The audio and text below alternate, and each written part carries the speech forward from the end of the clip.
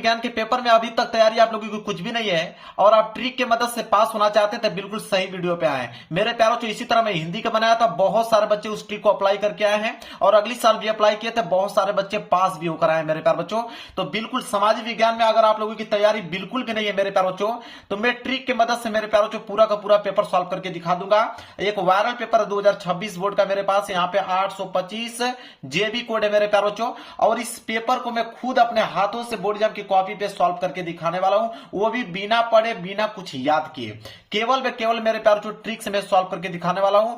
और आपको बता दूं कि यह पेपर 70 नंबर का है, तो आप आराम से मेरे प्यारों जो 50 से लेके 55 नंबर ला दोगे, कोई रोक नहीं सकता है। इसी तरह हिंदी में मेरे प्यारों जो कमेंट इतना भर भर के कमेंट आया कि नहीं सर आपने जो ट्रिक बताया था बिल्कुल बेहद इंपॉर्टेंट ट्रिक बताया था, हमने अप्लाई भी करके आया है। उन्हीं लोगों की डिमांड में सामाजिक विज्ञान का भी ट्रिक लेकर आ गया। कोई भी फेल नहीं हो सकता है, मेरे रहते कोई भी बंदा फेल नहीं हो सकता है, चाहे वो पढ़ाई किया हो चाहे नहीं किया हो। ठीक है, देखिए इसको मैं सॉल्व करके दिखाने वाला हूं इस पेपर को। सबसे पहले इसमें 20 ऑब्जेक्टिव क्वेश्चन पूछेगा, 20 एमसीक्यू क्वेश्चन पूछेगा, और इसका ट्रिक मेरे प्यार जो हिंदी से अलग है। हिंदी का बहुविकल्पीय प्रश्न सॉल्व करने का ट्रिक अलग होता है और सामाजिक विज्ञान का बहुविकल्पीय प्रश्न सॉल्व करने का ट्रिक अलग होता है, क्योंकि इसमें पैटर्न थोड़े चेंज हो जाते हैं। तो पहले हम एमसीक्यू के बारे में बात करेंगे। 20 ऑब्जेक्टिव क्वेश्चन को मैं सॉल्व करके भी दिखाऊंगा, इसमें जितने प्रश्न है मैं सॉल्व करके दिखाऊंगा और उस ट्रिक को अप्लाई करके भी दिखाऊंगा, तब विश्वास होगा आपको कि मेरी ट्रिक काम कर रही है कि नहीं कर रही है। मेरे प्यारे बच्चों चलिए इसको मैं थोड़ा साइड करता हूं और ट्रिक आप लोगों को मैं समझाता हूं। सबसे पहले हम लोग बात करेंगे एमसीक्यू क्वेश्चन। देखिए एमसीक्यू मल्टीपल चॉइस क्वेश्चन का ट्रिक हम लोग देखेंगे। सबसे पहले मेरे प्यार बच्चों कोई भी क्वेश्चन रहता है उसके 4 ऑप्शन रहता है। एक ऑप्शन ए, इसके बाद आता है ऑप्शन बी, इसके बाद ऑप्शन सी और ऑप्शन डी। 4 ऑप्शन होते हैं, इन्हीं चारों ऑप्शनों में से कोई ना कोई एक ऑप्शन सही होता है। तो मेरे प्यार बच्चों रूल नंबर फर्स्ट क्या कहता है उसको समझिए। रूल नंबर फर्स्ट बिल्कुल ट्रिक मेरे प्यार जो ट्रिक आपको बता दूंगा उसको एकदम जेन्युइन मानिए, और वो ट्रिक 100% मेरे प्यार जो काम करेगी, मैं खुद अप्लाई करके दिखाने वाला हूं आप लोगों को। देखिए रूल नंबर फर्स्ट ये कहता है कि अगर 4 ऑप्शन दिया है, अगर इन चारों ऑप्शन में से कोई ऑप्शन आ जाए कि इनमें से कोई नहीं, इनमें से कोई नहीं मेरे प्यारों जो कोई ऑप्शन आ जाए कि इनमें से कोई नहीं, तो मेरे प्यारों चो मेरे कहने पे विश्वास रखिए मेरे प्यारों चो कि वो वाला ऑप्शन आपका सही होगा। बिल्कुल 99% मेरे प्यारों चो दावा करता हूं कि वो वाला ऑप्शन आपका सही होगा, इनमें से कोई नहीं। इसके बाद रूल नंबर सेकंड ये कहता है कि अगर चारों ऑप्शनों में से अगर आ जाए कि उपयुक्त सभी, ठीक है, अगर आ जाए उपयुक्त सभी मतलब कि सभी के सभी ऑप्शन सही है, ठीक है, तो आपको मेरे प्यारों बच्चों इसी वाले ऑप्शन पे क्लिक करके आना है। 99% ये भी चांस है मेरे प्यारों बच्चों कि ये वाला ऑप्शन आप लोगों का बिल्कुल सही होता है। इसके बाद रूल नंबर थर्ड क्या कहता है उसको समझिए। रूल नंबर थर्ड ये कहता है कि अगर चारों ऑप्शनों में से कोई ऑप्शन आ जाए कि ए व बी दोनों सही हैं, तो ए और बी दोनों सही हैं, तो मेरे प्यारों से इस वाले ऑप्शन पे आप लोगों को क्लिक करके आना। ये भी 99% मेरे प्यारों से जेन्युइन ट्रिक है, यही काम करता है। इसके बाद चौथा नियम ये कहता है कि अगर 3 ऑप्शन सेम दिया हुआ है, कोई एक ऑप्शन अलग टाइप का दे दे, अगर अलग टाइप का कोई ऑप्शन दिखे, चारों ऑप्शनों में से 3 ऑप्शन अगर सेम है और एक ऑप्शन अलग टाइप का ऑप्शन दिख रहा है, तो मेरे प्यारे बच्चों उस वाले ऑप्शन पे आप लोगों को क्लिक करके आना है। इसके बाद मेरे प्यारे बच्चों रूल नंबर 5 ये कहता है सामाजिक विज्ञान का कि अगर कथन एवं कारण वाला प्रश्न आ जाए, कथन व कारण वाला प्रश्न आ जाए, तो मेरे प्यारे बच्चों या तो ऑप्शन ए सही होता है या तो ऑप्शन सी सही होता है। तो या तो ए वाले पे क्लिक कीजिए या तो सी वाले पे क्लिक कीजिएगा। अब रूल नंबर 6 जो सबसे इंपॉर्टेंट है कि अगर मेरे प्यारे बच्चों कोई भी ऑप्शन अलग आ जाए, चारों ही ऑप्शन अलग आ जाए, और जो मैं ट्रिक इतना बताऊं इसमें से कोई भी ऑप्शन में मैच ना करे, तब आपको लगाना है मेरे प्यारों चो तुक्का वाली ट्रिक। कौन सा लगाना है? तुक्का वाली ट्रिक लगाना है, और वो भी तुक्का मेरे प्यारों चो ऑप्शन ए और ऑप्शन सी पे लगाना है। या तो ऑप्शन ए पे लगाएंगे या तो ऑप्शन सी, दोनों में से कोई ना कोई एक ऑप्शन सही होता है मेरे प्यारों चो, अगर आप तुक्का लगा रहे हैं तो यह था मेरे प्यारों चो ऑब्जेक्टिव प्रश्न का ट्रिक। अभी मैं अप्लाई करके दिखाता हूं मेरे प्यारों चो, तब आपको समझ में आएगा। तो मेरे प्यारों चो यह था निर्देश यहाँ पे मेरे प्यारों चो पढ़ लीजिएगा आप लोग। पेपर यहां से स्टार्ट हो रहा है, मैं पेपर आप लोगों को दिखाता हूं, खुद पूरा का पूरा बहुविकल्पीय प्रश्न सॉल्व करके दिखाने वाला हूं। देखिए यहां से स्टार्ट है खंड अ, दिया हुआ है बहुविकल्पीय प्रश्न है। बहुविकल्पीय प्रश्न का ट्रिक अप्लाई करते हैं हम लोग। देखिए बोला है यहां पे कि फ्रांस की क्रांति हुई। अब फ्रांस की क्रांति हुआ कब? 1788, 1790, 1789, 1787। पढ़े होंगे, आप लोगों को मालूम होगा कि फ्रांस की क्रांति हुई थी सन 1789 में। देखिए सी वाला ऑप्शन सही हो गया कि नहीं? आपको तुक्का ए और सी पे ही खेलना है मेरे प्यारे बच्चों। इसके बाद देखिए दूसरा प्रश्न है कि आनंद मठ उपन्यास के लेखक कौन थे? तो आनंद मठ उपन्यास के लेखक बंकिम चटर्जी जी, बंकिम चंद्र चटर्जी जी। ए वाला ऑप्शन जो है बिल्कुल सही हो गया, तो इसका ए सही हो गया। इसके बाद यहाँ पे विश्व व्यापार संगठन जिसे हम लोग WTO कहते हैं, उसकी स्थापना किस वर्ष हुई? तो उसकी स्थापना हुआ था सन 1995 में। इसका भी सी सही है। आगे देखते हैं चौथा, कह रहा है कि ज्योतिबा फूले ने कौन सी पुस्तक लिखी? तो ज्योतिबा फूले ने कौन सी पुस्तक लिखी? इन चारों ऑप्शनों में से गुलामगिरी, आपको भी मालूम है गुलामगिरी। ए वाला इसका सही हो गया। आगे देख लेते हैं प्रश्न पांचवा कि सत्ता के क्षैतिज वितरण से क्या तात्पर्य है? तो मेरे प्यारे बच्चों क्या तात्पर्य है कि कार्यपालिका, व्यवस्थापिका तथा न्यायपालिका के बीच सत्ता का बंटवारा। बिल्कुल मेरे प्यारे बच्चों देखिए इसका भी सी सही हो गया। आगे बढ़ते हैं, बिल्कुल जेन्युइन ट्रिक आप लोगों को बता रहा हूं। इसके बाद निम्नलिखित में से कौन सा संघीय राज्य नहीं है? तो संघीय राज्य कौन नहीं है इन चारों ऑप्शनों में से? तो वो आपका जम्मू कश्मीर। इसका आपका ए सही हो गया। इसके बाद है सातवां प्रश्न, देख लीजिए क्या है, धर्मनिरपेक्ष राज्य में। तो देखिए धर्मनिरपेक्ष राज्य में क्या होता है? तो उसमें होता है कि धर्मनिरपेक्ष राज्य में सभी धर्मों को समान समझा जाता है। तो यहां पे ए वाला जो है बिल्कुल राइट आंसर हो गया इसका। देखिए ए और सी ज्यादातर सही हो रहा है। आठवां है कि राजनीतिक दलों के सामने कौन सी चुनौतियां हैं? तो देखिए राजनीतिक दलों के सामने कौन सी चुनौतियां हैं? चार ऑप्शन है। अब इन चारों ऑप्शनों में से आ गया इनमें से सभी। मैंने क्या कहा कि आंख बंद करके भरोसा जताइए, उस पर ही क्लिक करके आप लोगों को आना है। इसके बाद देखिए प्रश्न 9 है कि निम्न में से कौन सा लोकतंत्र का अवगुण है? तो लोकतंत्र का कौन सा अवगुण इन चार ऑप्शनों में से? तो वो है मेरे प्यारे बच्चों इनमें से सभी आ गया। अब क्या इसी को हम लोग सही करके आएंगे, बिल्कुल सही करेक्ट आंसर हो गया। आगे प्रश्न 10वां कि संविधान के अनुसार भारत की राजभाषा है। तो देखिए संविधान के अनुसार भारत की जो राजभाषा है मेरे प्यारे बच्चों वो आपका हिंदी। तो हिंदी है, तो पहला वाला ऑप्शन जो है बिल्कुल राइट आंसर हो गया। इसके बाद एक ग्रामर देखिए, कौन सा उद्योग चूना पत्थर को कच्चे माल के रूप में प्रयुक्त करता है? तो कच्चे माल के रूप में कौन प्रयुक्त करता है चूना पत्थर को मेरे प्यारे बच्चों? वो है आपका सीमेंट। देखिए ए सी, खाली सिर्फ ए सी या तो डी। वो भी डी कब सही हो रहा है? जब इनमें से सभी आ रहा है। तो अब मैं तो ट्रिक बता भी किया हूं कि अगर चारों ऑप्शन में से इनमें से सभी आ जाए तो वही वाला होगा, या तो इनमें से कोई नहीं आ जाए वो वाला होगा। इसके बाद देख लीजिए 12वां कि भारत में आर्थिक उदारीकरण की शुरुआत कब हुई? तो भारत में आर्थिक उदारीकरण की जो शुरुआत हुआ था मेरे प्यारे बच्चों वो सन 1991 में हुआ था। ये वाला ऑप्शन जो है बिल्कुल सही हो गया। 13वां है कि राष्ट्रीय उपभोक्ता अधिकार दिवस कब मनाया जाता है? तो 24 दिसंबर को मनाया जाता है। देखिए ये वाला हो गया कि नहीं? बिल्कुल सही। चलिए आगे देख लेते हैं। अगला है प्रश्न 14, कह रहा है कि लौह अयस्क किस प्रकार का संसाधन है? तो लौह अयस्क किस प्रकार का संसाधन है मेरे प्यारे बच्चों? तो अनवीकरण योग्य संसाधन है, इसलिए 14 का ए वाला जो है बिल्कुल राइट आंसर हो जाएगा। इसके बाद देखिए प्रश्न 15 कि निम्नलिखित में से कौन सा राज्य तांबा का मुख्य उत्पादक है? तो तांबा का मुख्य उत्पादक कौन सा राज्य है? तो आपका मध्य प्रदेश मतलब ए वाला जो है बिल्कुल राइट आंसर हो जाएगा। 16वां कि निम्नलिखित में से कौन सा व्यक्ति अर्थव्यवस्था के प्राथमिक क्षेत्र से संबंधित है? ठीक है, तो अर्थव्यवस्था के प्राथमिक क्षेत्र से संबंधित कौन सा है इसमें से आपको बताना है मेरे प्यारे बच्चों।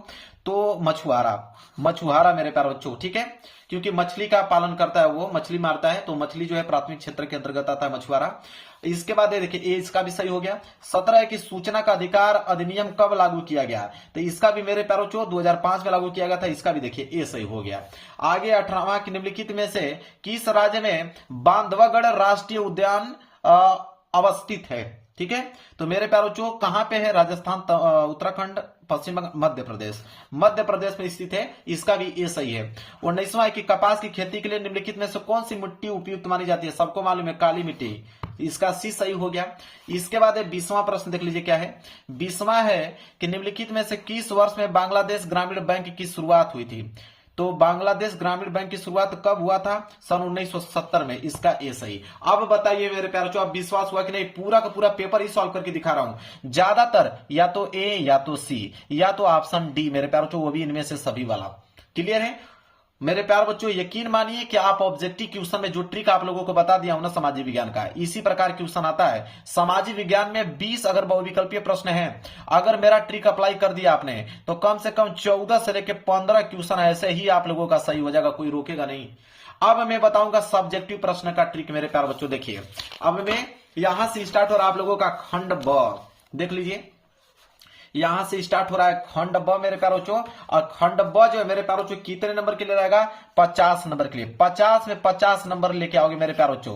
खंड ब का इतना बेहतरीन तरीका बता दूंगा कि 50 में 50 नंबर सिर्फ ट्रिक से लाओगे, कुछ भी याद करने की जरूरत नहीं है। अगर नहीं याद किए हो मेरे प्यारे बच्चों, नहीं पढ़े हो, कोई दिक्कत नहीं है, ट्रिक से मेरे प्यारे बच्चों 50 में 50 नंबर लेके आप लोगों आओगे। देखिए ट्रिक क्या है मैं उसको समझाता हूं। चलिए ट्रिक समझाने के बाद इन सारे प्रश्नों का उत्तर मैं अब बताता हूं कि कैसे उसको सॉल्व करना है। पहले ट्रिक आप लोग समझ लीजिए किसका? सब्जेक्टिव प्रश्न का। तो देखिए सब्जेक्टिव प्रश्न का ट्रिक क्या कहता है। देखिए ट्रिक पहला यह कहता है मेरे प्यारे बच्चों, ध्यान से इसको समझ लीजिए। ट्रिक यह कहता है कि जब पेपर आप लोगों को मिले, तो जब पेपर आपको मिले तो मेरे प्यार बच्चों 15 मिनट, कम से कम मेरे प्यार बच्चों 15 मिनट ध्यान से पढ़ो। जो मैं आपको बता रहा हूं उस ट्रिक को अप्लाई करो। मतलब 15 मिनट आपको पूरा का पूरा पेपर पढ़ना है। जब पेपर को आप पढ़ लेते हो मेरे प्यारे बच्चों तो आपको मालूम चल जाता है कि कौन सा प्रश्न आपको आ रहा है, कौन सा प्रश्न नहीं आ रहा है। जो जो प्रश्न आपको आ रहा है उस पर ट्रिक लगाते चलना है और उन प्रश्नों को सबसे पहले करना है। और जो प्रश्न बाद में बच जाएगा, जिसका उत्तर आप लोगों को नहीं आ रहा है, उसका लिए मैं एक ट्रिक ऐसा बता दूंगा कि किसी भी प्रश्न का उत्तर आप लिख दोगे। ठीक है, अब यहां तक समझ में आ गया। अब आइए रूल नंबर सेकंड पे। रूल नंबर सेकंड इसका यह कहता है कि ज्यादा पेज लिखो। कहने का मतलब मेरे प्यारों से एक चीज बता देता हूं आपको, सामाजिक विज्ञान में यही तो अच्छी बात है कि इसमें ना तो रूल होता है, ना तो नियम होता है, ना तो फॉर्मेट। इसमें यही होता है कि आप किसी भी टॉपिक को लेकर उसका विवरण लिखते जाइए। तो ज्यादा से ज्यादा पेज में लिखने का प्रयास कीजिए मेरे प्यारे बच्चों। ज्यादा से ज्यादा पेज में लिखेंगे तो उतना ही ज्यादा नंबर मिलने का चांस होता है। तो किसी भी प्रश्न को बढ़ा चढ़ाकर एक्सप्लेन करके कितना लिख सकते हैं सामाजिक विज्ञान में, वैसे आपको लिखना है। रूल नंबर तीसरा कहता है मेरे प्यारे बच्चों कि कीवर्ड पकड़ो। कीवर्ड पकड़ के लिखना। अगर किसी भी प्रश्न का उत्तर नहीं आ रहा है तो कीवर्ड को पकड़ लो। आप बहुत सारे बच्चों कमेंट आएगा कीवर्ड क्या, अभी मैं बताता हूं। जब पेपर को सॉल्व करके दिखाऊंगा समझ में आ जाएगा आपको कि कीवर्ड क्या होता है। कोई प्रश्न नहीं आ रहा है तो उसके कीवर्ड से हम उसका आंसर लिख सकते हैं और आपको नंबर पूरा का पूरा नंबर मिलेगा। कोई एक नंबर भी आप लोगों को काट नहीं सकता है। अब रूल नंबर 4 देखिए क्या कहता है। कह रहा है कि अगर कोई प्रश्न नहीं आ रहा है तो आप क्या कीजिएगा कि दूसरे प्रश्न का उत्तर लिख दीजिए। दूसरे प्रश्न का उत्तर मिलाकर लिख दीजिए मेरे प्यारे बच्चों। और कोई प्रश्न अगर आधा आ रहा है, आधा नहीं आ रहा है, तो किसी दूसरे प्रश्न का उत्तर उसमें मिलाकर आप लोग लिख दीजिए। नंबर आपको पूरे के पूरे मिलेंगे। आपको बता देता हूं, कोई भी एग्जामिनर सामाजिक विज्ञान का जब कॉपी चेक होता है वो पूरा नहीं पढ़ता है। ठीक है, उसमें नियम नहीं होता, कंसेप्ट नहीं होता है, पूरा का पूरा विवरण होता है। अगर आपने अच्छे से लिखा हुआ है तो मेरे प्यारे बच्चों नंबर आपको वो देता चला जाएगा। इसके बाद मेरे प्यारे बच्चों क्या है, पांचवा टॉपिक। पांचवा है मेरे प्यारे बच्चों कि सामाजिक विज्ञान में सबसे ज्यादा मायने रखता है हेडिंग। ठीक है, हेडिंग उल्टा ही लिखो, गलत ही लिखो। अगर हेडिंग नहीं आ रहा है तो किसी दूसरे का ही हेडिंग लिख दो, लेकिन हेडिंग सबसे ज्यादा इंपोर्टेंट मायने रखती है, इतना याद रखिएगा। कोई भी अगर एक प्रश्न कर रहे हो, मान लीजिए अगर 6 नंबर का प्रश्न है या 4 नंबर का कोई भी प्रश्न है, तो उसमें याद रखें आप लोग कि कम से कम उसमें 3 से लेकर 4 हेडिंग होना चाहिए। आज से ही आप इसको समझ लीजिए कि जब उत्तर आप लिख रहे हो दीर्घोत्तरी का 4 नंबर और 6 नंबर वाले प्रश्न, तो 3 से लेकर 4 हेडिंग उसके बीच होना चाहिए। ये नहीं कि एक हेडिंग बनाकर पूरा का पूरा छापने लगे, ऐसा काम नहीं करना है आपको। गलत ही हेडिंग बनाइए, कीवर्ड से हेडिंग बना लीजिए। अभी मैं बताऊंगा कि कैसे हेडिंग बनाने का तरीका क्या होता है। किसी भी प्रश्न का आप 4-5 हेडिंग कैसे बना सकते हो, अभी मैं बताऊंगा आप लोगों को। इसके बाद देखिए रूल नंबर 6 क्या कहता है। रूल नंबर 6 ये कहता है मेरे प्यारे बच्चों, फ्लो चार्ट। आप सामाजिक विज्ञान में अगर फ्लो चार्ट से अगर आंसर लिखते हो तो मेरे प्यारे बच्चों एग्जामिनर उतना ही ज्यादा नंबर देता है। अब फ्लो चार्ट क्या होता है मेरे प्यारे बच्चों, इसके बारे में भी डिस्कस करूंगा अभी मैं। ये नियम है मेरे प्यारे बच्चों सब्जेक्टिव प्रश्न का सॉल्व करने का। अगर प्रश्न नहीं आ रहा है आप लोगों को तो अब मैं सॉल्व करके आपको दिखाने वाला हूं, पेपर तब समझ में आएगा आप लोगों को। देखिए अब मेरे प्यारे बच्चों ये प्रश्न देखिए, यहां से बोला है वर्णनात्मक, पहला आया है प्रश्न 21। बोला है कि उन महत्वपूर्ण कारकों का उल्लेख कीजिए जिनके कारण यूरोप में राष्ट्रवाद का उदय हुआ। अब मेरे प्यारे बच्चों बोला है कि कारकों का उल्लेख करना है, मतलब किसके कारण, वो कौन कौन से कारण थे जिनमें यूरोप के राष्ट्रवाद का उदय हुआ था। तो यूरोप के राष्ट्रवाद के उदय में कौन कौन से कारण उल्लेख है। अब मेरे प्यारे बच्चों यहां पे हेडिंग डालेंगे। पहला हेडिंग क्या हो जाएगा कि महत्वपूर्ण कारक। देखिए पहली हेडिंग आप डालेंगे महत्वपूर्ण कारक। इसमें लिखिएगा महत्वपूर्ण कार्य, पहली हेडिंग में गया, लिखिएगा कि यूरोप में राष्ट्रवाद के उदय होने के निम्नलिखित कारक हैं। कौन कौन से कारण हैं? तो कारण पहला, कारण दूसरा, कारण तीसरा, कारण चौथा, कारण पांचवा, कम से कम 5 कारण आप लोगों को बनाकर लिखना है। अब क्या लिखोगे? अब यूरोप के बारे में जानते हो, वो चीज लिखना चालू कर दो। राष्ट्रवाद के बारे में जानते हो, राष्ट्रवाद के बारे में लिखना चालू कर दो मेरे प्यारे बच्चों। ठीक है, इस तरह आप लोगों को कुछ ना कुछ बनाकर 5 हेडिंग तो ऐसे ही आपका पर्याप्त हो गया। ठीक है, इसके बाद अगली हेडिंग डालोगे यूरोप में राष्ट्रवाद का उदय। अगली हेडिंग क्या होगी? यूरोप में राष्ट्रवाद का उदय। हेडिंग डालने के बाद, ठीक है, यूरोप में कैसे राष्ट्रवाद का उदय हुआ, पहले कौन आए, क्या किया, किस तरह की लड़ाई हुई, ये सब कुछ कंडीशन छाप कर लिख दो, आपको नंबर मिल जाएंगे। इसी अगर ये प्रश्न नहीं करना चाहते हो तो अथवा करके दिया कि असहयोग आंदोलन के प्रमुख कारण। अब असहयोग आंदोलन जैसे आंदोलन की अगर बात चला तो आप तुरंत गांधी जी को उठा लीजिए, गांधी जी के बारे में पूरा लिखना चालू कर दीजिए। गांधी जी ये किए, उन्होंने बहुत परिश्रम किया, उन्होंने कई आंदोलन चलाया। ठीक है, इस तरह गांधी जी के बारे में, उनके चरित्र चित्रण के बारे में आप लोगों को बनाकर लिखना है अगर आंदोलन की बात आएगा, क्योंकि समाज विज्ञान में आंदोलन गांधी जी ने ही चलवाया था। इसके बाद संघवाद क्या है? अब संघवाद के बारे में आप लोग जानते हो, बहुत इंपॉर्टेंट प्रश्न है कि संघवाद क्या है। अब संघवाद के बारे में हेडिंग डालने के बाद अब उसके बारे में लिखना चालू कर दो। अगर ये नहीं आ रहा तो गठबंधन सरकार से आप क्या समझते हैं? गठबंधन तो जानते हैं कि कई सरकारें मिलकर जब किसी योजना को लागू करता है, गठबंधन सरकार होती है। इस तरह बना बनाकर कोई भी एक निर्णय नहीं ले सकता है गठबंधन सरकार में, सारे के सारे मतों का निर्णय उसमें होना अनिवार्य है। ऐसे आप लोगों को एक्सप्लेन करके लिखना है, नंबर आपको मिल जाएगा। 23वां प्रश्न है कि विदेशी व्यापार से आप क्या समझते हैं? भारत के विदेशी व्यापार को किन्हीं 2 विशेषताओं को लिखिए। सबसे पहली हेडिंग क्या होगी? विदेशी व्यापार। हेडिंग क्या होगी? विदेशी व्यापार। अब विदेशी व्यापार क्या होता है कि जब हम अपने देश से बाहर, ठीक है, मतलब भारत से बाहर देशों से जब आयात निर्यात करते हैं तो वहां पे विदेशी व्यापार कहलाता है। अब वहां पे क्या हम लोग अगले देश से क्या मंगाते हैं, क्या वो हमारे देश से ले जाते हैं, यही सब सारी चीजें लिखना है। फिर दूसरी हेडिंग हो जाएगी कि भारत के विदेशी व्यापार की किन्हीं 2 कारण, मतलब 2 विशेषता। तो आप लिखोगे कि भारत के विदेशी व्यापार के विशेषताएं, 2 विशेषता, पहला विशेषता, दूसरा विशेषता। लिख दीजिएगा विशेषता में कि क्या लाभ होता है और क्या हानि होता है। ठीक है, वो हो जाएगा आपका विशेषता का काम कर देगा। इसके बाद अथवा है कि आर्थिक गतिविधि से आप क्या समझते हैं? आर्थिक गतिविधियों का वर्गीकरण कीजिए। अब कीवर्ड आपको मिला आर्थिक गतिविधि किसे कहते हैं? आर्थिक के बारे में जानते हो, लिखना चालू कर दो, या तो गतिविधि के बारे में जानते हो, लिखना चालू कर दो। इसके बाद आर्थिक गतिविधि का वर्गीकरण, 2 हेडिंग तो यहीं से बन गया आप लोगों का, क्लियर है। इसके बाद है 24वां कि प्रौद्योगिकी और आर्थिक विकास के कारण संसाधनों का अति उपयोग कैसे हुआ। अब देखिए, पहली हेडिंग होगा प्रौद्योगिकी, फिर आर्थिक विकास हेडिंग बना लीजिएगा, फिर उनके कारणों के संसाधनों के अति उपभोग कैसे हुआ, तो लिखिएगा संसाधनों के अति उपयोग। ठीक है, संसाधनों के अति उपभोग, ये भी हेडिंग का काम करेगा। तो 4-5 हेडिंग तो यहीं से निकल के चला आया, बस आपको लिखने की जरूरत है। नंबर तो आपको भाई भरपूर मिलने वाला है। इसके बाद है कि भारत में सड़क परिवहन के सापेक्षित लाभों की विवेचना कीजिए। तो भारत में सड़क परिवहन, पहली हेडिंग यहीं से बनेगा, भारत में सड़क परिवहन। ठीक है, फिर भारत में सड़क परिवहन के सापेक्षिक लाभ, उसके लाभ कौन कौन से हैं उसके बारे में लिख दीजिएगा। अब आइए वर्णनात्मक दूसरा, 150 शब्दों में इसका आंसर लिखना है। बताइए 150 शब्दों में आंसर लिखोगे तो कौन एग्जामिनर 150 शब्द पढ़ेगा? कभी नहीं पढ़ेगा। आपने लिखा है, नंबर आपको मिल जाएगा। फ्रांस की क्रांति से आप क्या समझते हैं? मतलब फ्रांस की क्रांति के क्या कारण थे जब फ्रांस की क्रांति हुआ? बनाकर कम से कम 10 से लेकर 15 कारण उसमें छाप दो। ठीक है, अगर नहीं करना चाहते हो तो विश्व की अर्थव्यवस्था के विकास में तकनीकी का योगदान उदाहरण सहित लिखिए। पहली हेडिंग बनेगी विश्व की अर्थव्यवस्था, फिर बनेगी विश्व की अर्थव्यवस्था का विकास कैसे हुआ, उसके तकनीकी में योगदान किन लोगों का था, फिर उसके कौन से उदाहरण थे। तो 4 हेडिंग तो ऐसे ही बन गया। ठीक है, फिर भारतीय संघ में केंद्र राज्य संबंधों का वर्णन कीजिए। अब देखिए, भारतीय संघ के बारे में जानते हो, केंद्र राज्य के बारे में जानते हो, उसके बारे में लिखना है आप लोगों को। जातिवाद क्या? तो जातिवाद के बारे में आप लोग जानते हो, जातिवाद बन गया। फिर अगली हेडिंग हो जाएगी भारत लोकतंत्र में भूमिका। ठीक है, 2 हेडिंग यहां से तैयार हो गया। अगला है कि बहुराष्ट्रीय कंपनियां विभिन्न देशों की उत्पादन प्रक्रिया को एक दूसरे से जोड़ती हैं, इस कथन को स्पष्ट कीजिए। तो बहुराष्ट्रीय कंपनियां विभिन्न देशों से उत्पादन प्रक्रिया को एक दूसरे से जोड़ती हैं, कैसे जोड़ती हैं उसके बारे में लिखना है, 6 नंबर मिल जाएगा।